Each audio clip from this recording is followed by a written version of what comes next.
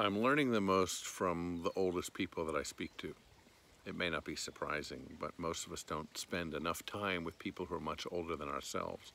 Part of my life's work is doing just that. It's speaking to people of all ages.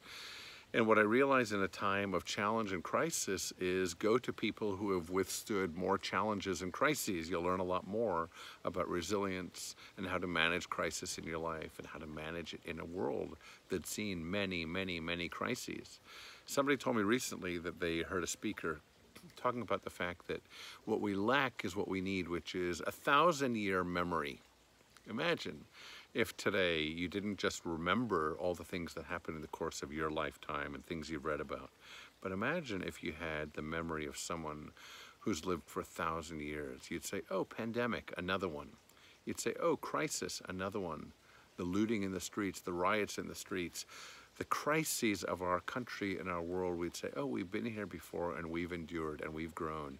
You'd see the greater arc over all that's occurring at this moment in your life.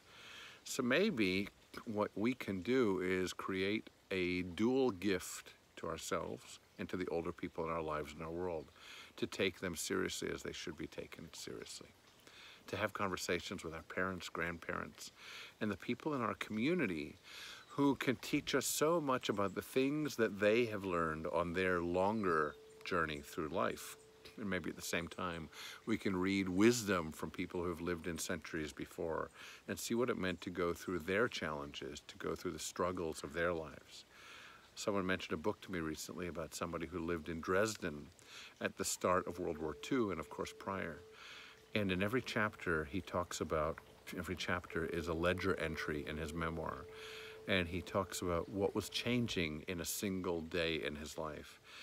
And I think you and I would be stunned by the changes that happen in one person's life and ask ourselves how any single person or society could possibly endure so much change and so much devastation and so much loss in such a short period or at all.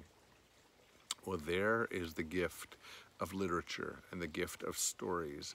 And what we've lost as a society to a great extent is reverence for stories and reverence for history, for stories of people who came before us, not just ones being invented about today to tell us things we know about being human today, but stories that tell us more about what it's always meant to be creatures on this earth, struggling and striving and learning, hopefully, from one another.